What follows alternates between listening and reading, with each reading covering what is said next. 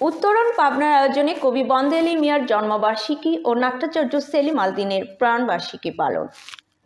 তানজিল হাসানের তথ্যচিত্রে ফারহানা খাতুনের রিপোর্ট। 19শে জানুয়ারি সন্ধ্যায় দেশের অন্যতম প্রধান সাহিত্য, সাংস্কৃতিক ও সামাজিক সংগঠন উত্তরণ পাবনা কবি বন্দে আলী মিয়ার 119তম জন্মবার্ষিকী ও নাট্যাচার্য সেলিম আল-দ্বীনের 17তম প্রাণবার্ষিকী উপলক্ষে স্মরণ ও আলোচনা সভা হে গুণীজন তোমাদের স্মরণে অনুষ্ঠান আয়োজন করে। অনুষ্ঠানটি অনুষ্ঠিত হয় উত্তরণ পাবনার কেন্দ্রীয় কার্যালয় সমবায় মার্কেটের 2য় তলায়। সংগঠনটির প্রতিষ্ঠাতা সভাপতি, কবি, গীতিকার, সাংবাদিক ও বাচিক শিল্পী আলমগীর কবির হৃদয়ের সভাপতিত্বে প্রধান অতিথি হিসেবে উপস্থিত ছিলেন প্রফেসর মোহাম্মদ হাসানুজ্জামান, সভাপতি নোঙর ঈশ্বরদী। বিশেষ অতিথি হিসেবে উপস্থিত ছিলেন প্রফেসর আব্দুল দাইম সরকার, উপদেষ্টা উত্তরণ পাবনা, কবি ও শিক্ষাবিদ অধ্যক্ষ এনামুল হক টগর, মোছাম্মদ শাহিদা জামান, ঈশ্বরদী মহিলা কলেজের বাংলা বিভাগের চেয়ারম্যান,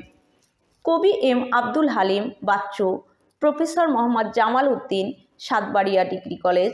প্রফেসর মোহাম্মদ নজরুল ইসলাম বাবু, শফিক আল কামাল, সভাপতি মুক্তদৃষ্টি সাহিত্য ও সাংস্কৃতিক পরিষদ, এস এম আয়ুব আলী, সভাপতি খেলাঘর পাবনা জেলা শাখা, কবি ও সাংবাদিক মোহাম্মদ হুমায়ুন কবির, সদস্য উত্তরণ পাবনা, এটিএম ফজলুল করিম, শাম্মী আক্তার স্মৃতি, কবি ও বাচিক শিল্পী সাইফুল কামাল, মোহাম্মদ সিদ্দিকুর রহমান সিদ্দিক, সাধারণ সম্পাদক আরশিনগর, তানজিল হাসান, ক্যামেরা পার্সন রূপসী বাংলা টিভি, ফারহানা খাতুন, জেলা প্রতিনিধি রূপসী বাংলা টিভি, তানিয়া জাহান রজনী, কবি বন্দে আলী মিয়ার নাতনি, সুরাইয়া ইসলাম মরিয়ম বেলারসি, অর্থ সম্পাদক উত্তরণ পাবনা, সৈয়দা সোনিয়া খাতুন, সহ সাহিত্য সম্পাদক উত্তরণ, কণ্ঠশিল্পী রজনী আক্তার, সহ প্রচার সম্পাদক উত্তরণ, মোহাম্মদ হাবিব কবির নাতজামাই, নূরজাহান আক্তার রুমকি, বন্দে আলী মিয়ার নাতনি,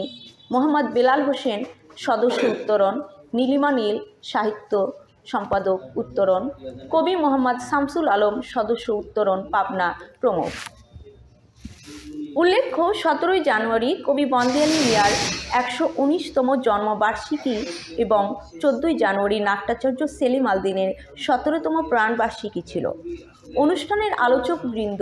জেলা প্রশাসনের আয়োজনে কবি বন্দে আলী মিয়ার কোনো স্মরণসভা অনুষ্ঠিত না হওয়ায় ক্ষোভ ও নিন্দা প্রকাশ করে এবং আগামীতে দেশের বিখ্যাত এই গুণী কবির জন্ম ও মৃত্যু বার্ষিকী সরকারিভাবে পালনের আহ্বান জানান। কবি বন্দে আলী মিয়ার নাতনি নূরজাহান আক্তার রুমকি বলেন, সরকারি পৃষ্ঠপোষকতায় যেন কবি বন্দে আলী মিয়ার বাসস্থানকে প্রত্নতাত্ত্বিক সংগ্রহশালা হিসেবে সংরক্ষণ করার মাধ্যমে কবির প্রতি যথাযথ সম্মান দেখানো হয়। এছাড়াও উপস্থিত অতিথিবৃন্দ নাট্যাচার্য সেলিম আল-দ্বীনের জীবন ও সাহিত্যকর্ম নিয়ে বিস্তারিত আলোচনা করেন।